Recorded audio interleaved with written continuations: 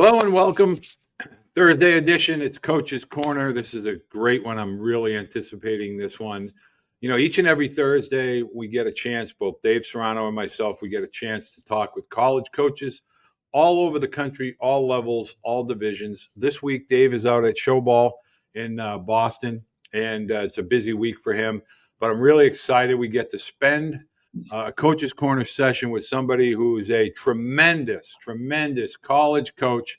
Just left TCU, but he's going home. And so we're happy for TJ Bruce, head coach at Long Beach State University. And first of all, congratulations, TJ, and thank you for joining us today.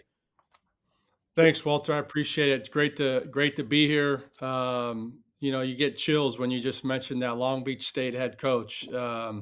Something that's always been, a dream of mine, which from here, growing up here, and then playing here, and starting my coaching career here, and sitting in the same office that the great ones before me have sat in.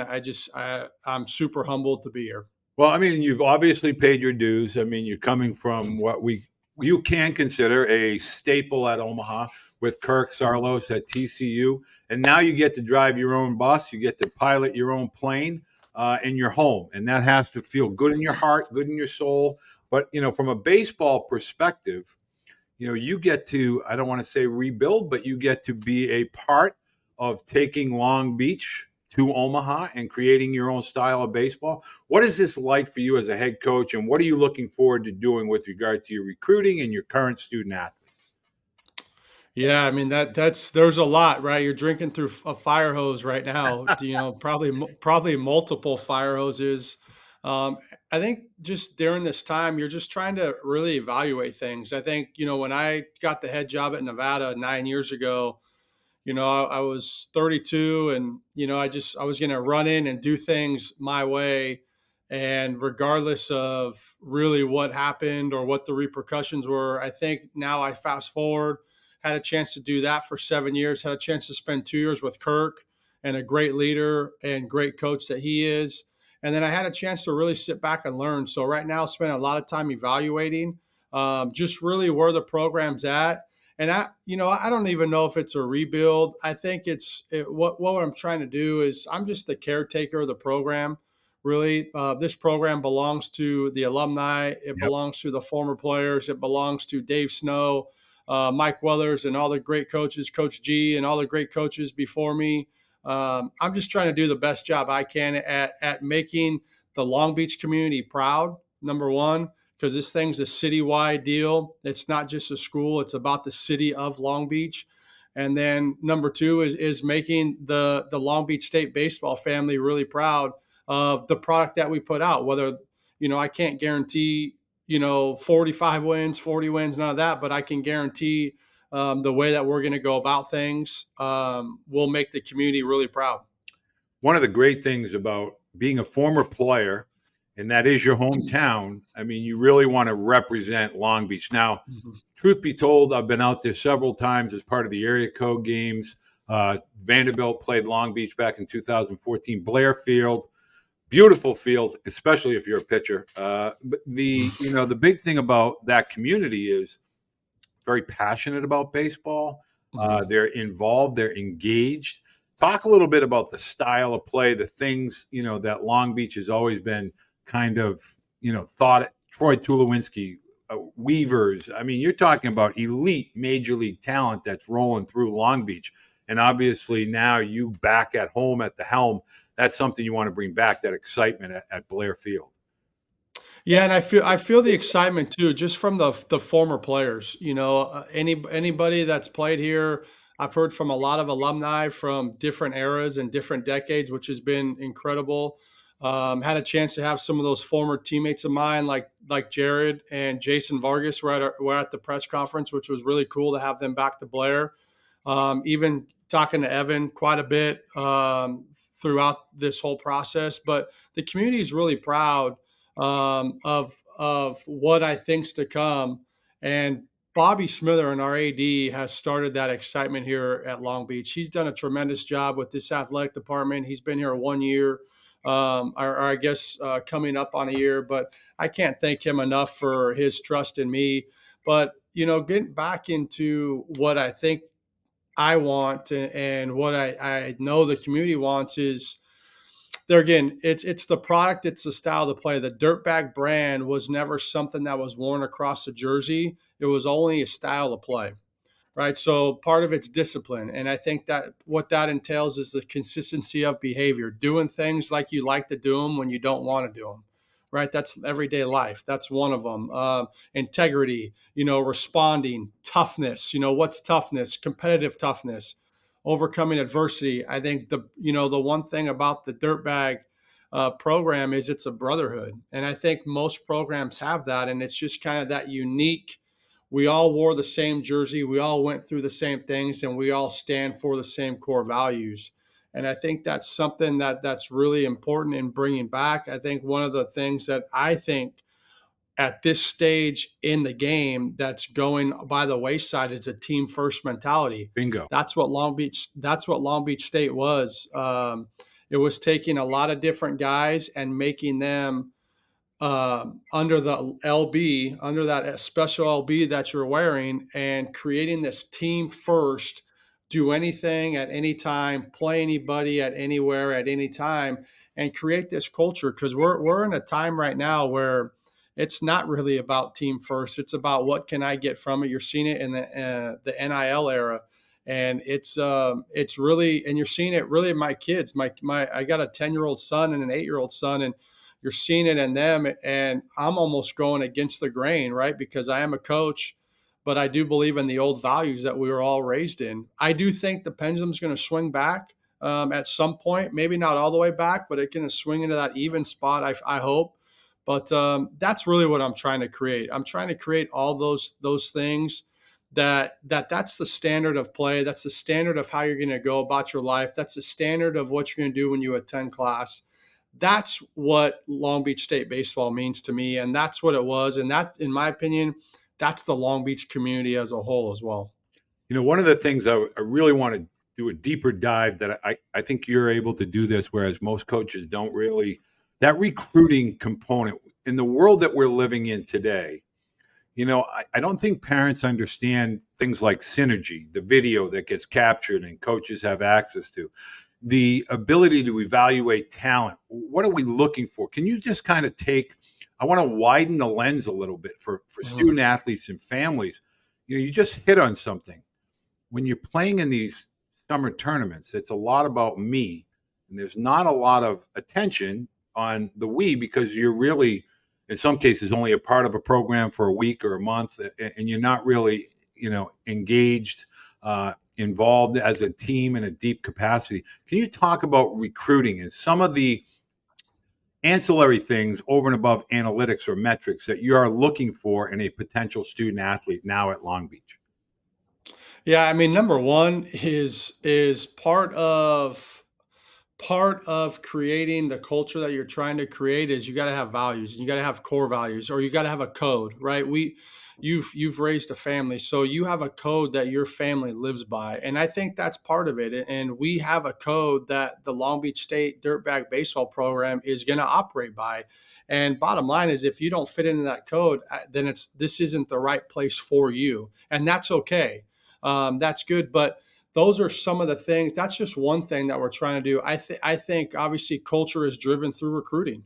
I really do. And I think, like you said, the metrics are great. And the 95, the radar gun is awesome. But I think it's how I learned to recruit, just from a physical standpoint, was from not going out with the radar gun so much. I try as much now not to use the radar gun as much as I I like to do it sometimes, but I try not to. And why? Why? Because I'm trying to look for what the game's telling me. I'm trying to look for the delivery, because the delivery tells you quite a bit of things. The arm slot tells you what the pitcher can and can't do, what he'll have trouble with. The hitter will also tell you what the pitcher, if there's deception, if there's swing and miss, if there's the new term ride or whatever to the fastball. Those are different things that I think you can put a number on them, but I also think if you can evaluate from a lens of not using a number, I think you're going to have more concrete things. Now, going the other side, right, is reestablishing, I think, culture, right? Action is visible. I think that's a big deal. Action's visible, right? So what's it look like? What's it feel like? What's it sounds like? And so from all those things, now you're diving into a team first. Does this guy want to be at Long Beach State? That's a big deal. Does he want to be here? Does he want to? Why does he want to be here? That's another one. Why do you want to be here? What do you know about Long Beach State? Right. What do you know about the history? Not just come in and tell me your stats, because that I can see the stats and I can see the swing and I can see certain things. But are you the first? It's just like with my own son. I was at practice yesterday, at football practice. I was most proud of him yesterday because he was the first one on the field, first one off. Like, those things still hold value, because what I do think that shows is you're being really good at what you can control. And as we know, this game will eat you alive if you are hanging on to the result part of this game. It will eat you alive. And so you need to be able to be really good at what you can control. And your response is the most important thing you can do with life. How you respond to good news, how you respond to bad news, how you respond to success, right? We all know that's not easy as well. But how you choose to do those things, those are things that we're looking for. And I think I can give you on the recruiting side, I call it the 6 C's, what we talk about quite a bit. What we're looking for from a team aspect on recruiting is connection, right? Connection's number one, right? How are you connected to your teammates? How are you connected to your coaches? How are you connected to the game, right? That's number one. That's something that I feel like you can see, right? Number two is character, right? What's your character like when you're doing good? What's it like when you're doing bad? We're in this mode now where people run down to first base and they don't touch the bag. Like, I don't get that. I don't understand that. Right. So the other part's consistency. The other part's communication. How well do you communicate with your teammates? How well do you communicate with, if you're a shortstop, are you communicating with the left side? Are you communicating with the second baseman? What I don't love is we all have gone to these wristwatches or these things in your ears, and you're not doing open mouth, closed mouth anymore on every single pitch. You're not paying attention to that stuff anymore. So therefore, what you're seeing, and I see it all the time, is guys aren't at the bag on time. Guys don't know when to be at the bag. Competence is a big deal, right? The ability to be successful and efficient, right? That is something that is so overlooked, because we just always want the best player. I get it from a physical tool standpoint, but are you competent? Can you retain the information and then apply it? And then the last one, I think here, and this is going to sound crazy, but the last one's courage. And why do I look for the courage thing? Because I think the best players and the best people at their jobs aren't afraid to fail. We all went out on a limb at some way, shape, or form, and we can't be afraid to fail. And that's the one thing that I feel like in this industry right now, in life in general, is we're tiptoeing. We're halfway in, we're halfway out. We're afraid to plant the flag and stand up for what we believe in certain aspects. We're afraid to say, no, this is how I play. This is what I do. And I think the other part of courage is I like people with scars, because it shows you courage. It shows you've been through some things. So everybody's scars look a little different. So that's what we're trying to look for. To be honest, we call them the 6 C's, and that's something that we evaluate every single day. Well, this is part of the reason why I was really excited to have you on, because one, your passion and your energy they're absolutely an 8. I mean, they are always on point. And I think it really serves parents, families, student athletes well to hear the realities of this whole entire process. I think we get so caught up in name, image, and likeness and transfer portal and all of these, but we don't listen to what the coaches are actually saying. And it's really different than the showcase narrative or the travel, not to throw shade on anybody, but it's different than what the narrative is during the summer for some. I want to let parents know that, TJ Bruce, brand new hire at Long Beach State, and part of the baseball blue book is all of your updated information, all of the new coaching changes, all of the new coaching staff changes are all available in the blue book. So you want to download the blue book. It is free, and it gives you all the information that you need as a family for Long Beach State and Coach TJ Bruce. TJ, I really want to dive now a little bit more into the portal, but I don't want to talk about it from a recruiting purpose. I want to ask, are coaches now, after a few years of this, kind of saying, hey, I don't want to be re-recruiting my athletes year after year. I'm going to really focus on my team.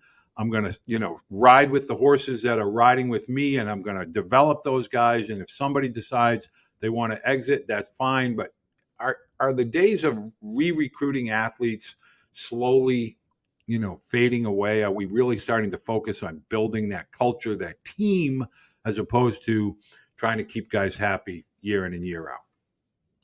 Yeah, that's going to be an interesting one. My first time around as a head coach, I mean, the portal, I think it just got started maybe the last few years, and you still had to sit out a year. So I felt like you were still building a culture and you were still building your organization for long term.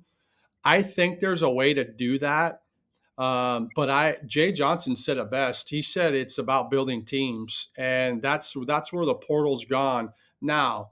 With that being said, I think what it's going to do personally is it's going to challenge the old school type mentality to focus from the coach now just being a more of a dictator to focusing now on the relationships and the connection with the player now, because I still think you can still have the connection with the player and you can still communicate, and they may want to go on to greener pastures. And that is what it is. I don't think you're ever going to hide that, but I think now it's more going to challenge us, which in everyday life, right? You want to talk about a growth area, for, let's just say, myself, that's a growth area for all of us, is to stay connected.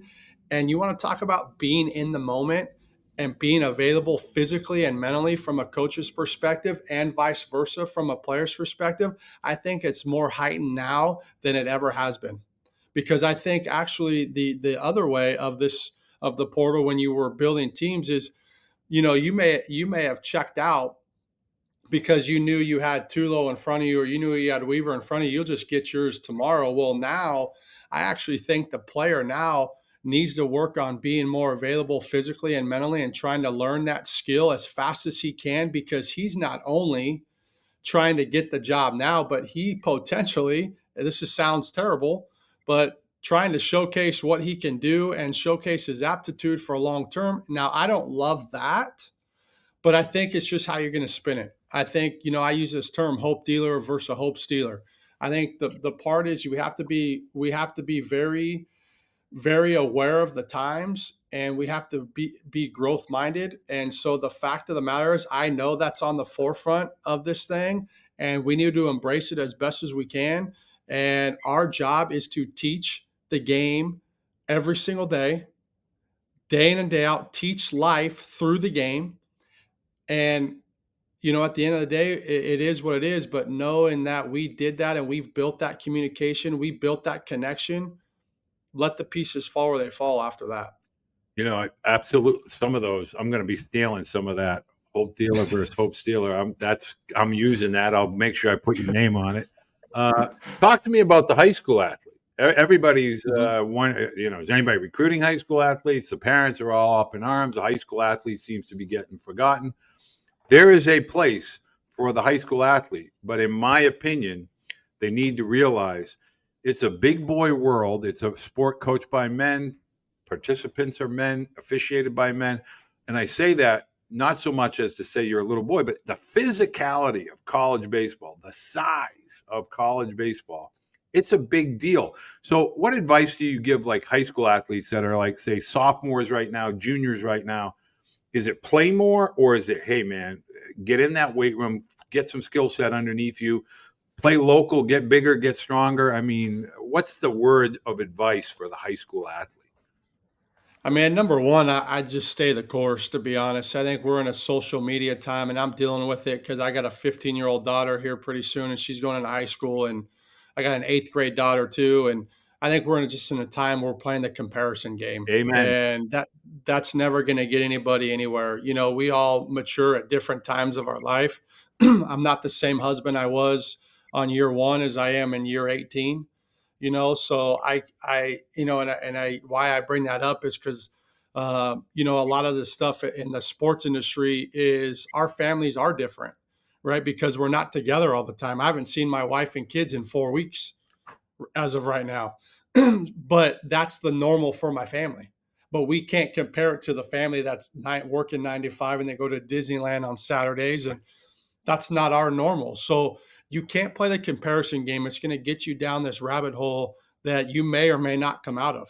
You're going to mature differently. You're going to grow physically at different times. Be the best. Dave Snow had this saying, be where you need to be when you need to be there, and be 15. Don't be 18. Be 15 and be right then and there at that point. On the recruiting side, I think there is a place for the high school athlete. I really do. I think what is happening is every team's trying to get older, right? They're trying to get, the portal has allowed them to get older really quickly. And there again, it's a sign of the times. There's no patience anymore. There's no working for things anymore. There's, it's principle versus preference, right? The preference now is I want to get old and win tomorrow, right? The principle of what we started was to develop men and women in our industry and to have them grow and have them go through these challenging times. And we're not in that right now. So I do think from a high school athlete standpoint, you have to be able to be really, really secure in what you're doing and trust what you're doing. I do think there's value in playing. Hitters hit, right? How the only way you're going to hit is you hit often, right? So I think you can't replicate the game reps. The pitching part's a little different, right? You're logging your innings through the year, right? One thing I think pitchers make a mistake of is they log innings for the fall and the spring and the summer separately.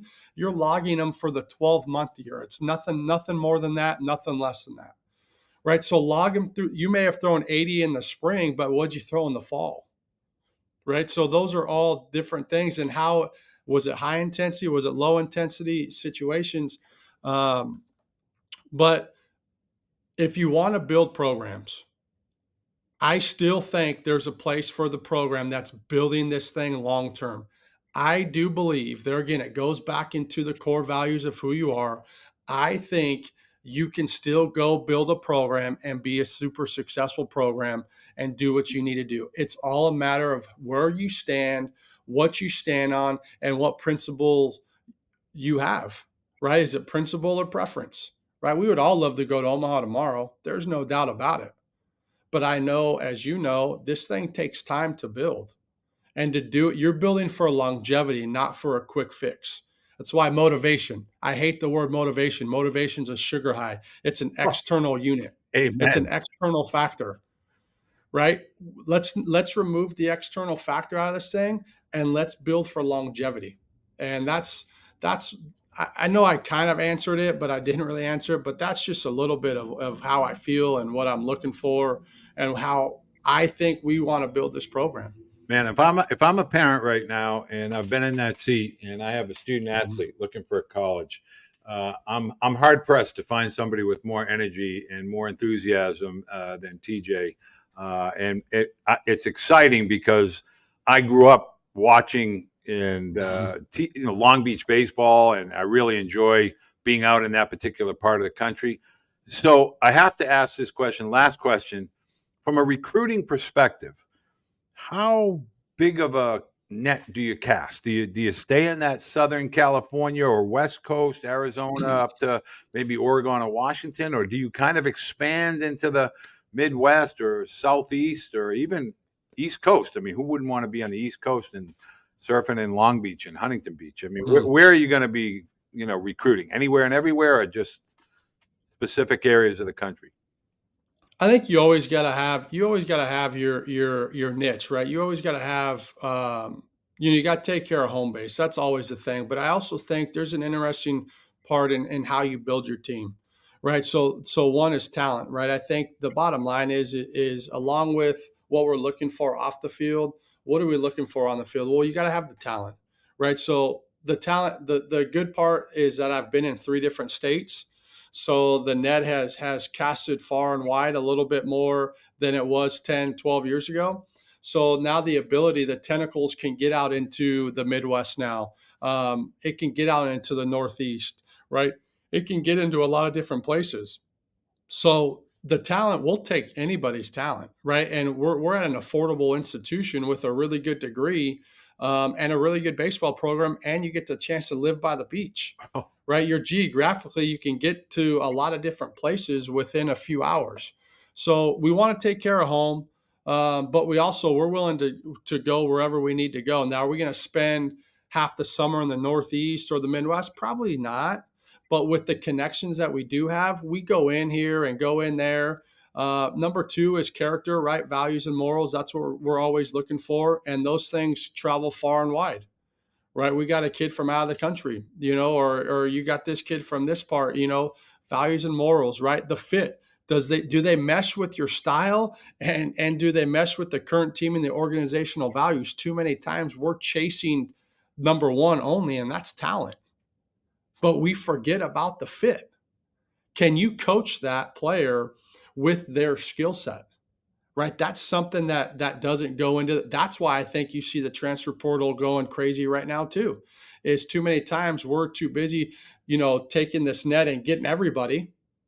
We're not being selective how I was taught, right? Is you go get what you think you can help, or where you think this kid can develop, right? And sometimes it may be you, and sometimes it may not be you. The fix, right? What existing weaknesses does this player possess, and how can you address those? That's another one, right? I just talked about that. The value. How will this player make our organization better? Period. Because there's all values, right? My senior year in college, I was a role player, right? I knew I was in the game at every seventh, eighth, ninth. If I didn't start that day, I was in the game at some way, shape, or form later in the game because of I can defend, and I knew that, and I didn't forget my strength. As much as I want to bang and be there every day and hit every day, I didn't do that. So what was my strength? My strength was the defensive side of the ball. So I knew I had a chance to play every single day, right? Risk, right? Will the player fully understand their role, not accept it? I don't want that, but I want you to understand it like that. Like, am I a defensive guy? Am I a pinch runner? Am I a left-handed hitter off the bench? Am I a situational pitcher? Am I a high leverage guy? And I think the last one is trust. In terms of building teams, is trust. Will they be reliable and dependable at all times? Right. So you got so many different facets that you're trying to hit. But we're looking. That's where we're looking for. And if it has to be in South Dakota, if it has to be in New York, then we're going to go find that person. There's a lot of good players in the country. And going back to your previous question, the high school player, there is a lot of really good schools in the country. Too many times we're looking for the shiny toy, and the shiny toy may not be the best fit for us. So go where you can be coached. Go where how your parents have raised you. You need to go to the school that will uphold your parents' values and morals. So when you get sent back to them, you are the same or better than when you left them. It's co-parenting at its best. And that's how I look for it. well, if you're a parent or a student athlete and you're listening to Coach Bruce, and you have to know that this is a program. I don't care where in the country you're from. We have 303 Division One college baseball programs, and wherever you can go, play and participate, be coached, and have a great experience as a college student athlete, then that's what you need to do. So whether it's Long Beach, California, or Boston, Massachusetts, college is a 4-year experience, and baseball is a big part of that, but it's not the only part of that. So, TJ, I can't thank you enough. I'm really genuinely excited for your opportunity to go home, to be home. I'm sad that your wife and your children have 4 weeks. That's a long time, Captain. I hope you get to get that thing mended quickly, and maybe they'll all be under one roof soon. But anything that we can ever do in any capacity, please let us know. Parents, I'm going to have all of the Long Beach State University information, the email addresses, the camps, anything that is baseball related to Long Beach State and TJ Bruce, I will have in the description of the podcast as well as the YouTube broadcast. TJ, thank you very, very much for your time. Thank you, Walter. Thank you for having me, and go Dirtbags. I love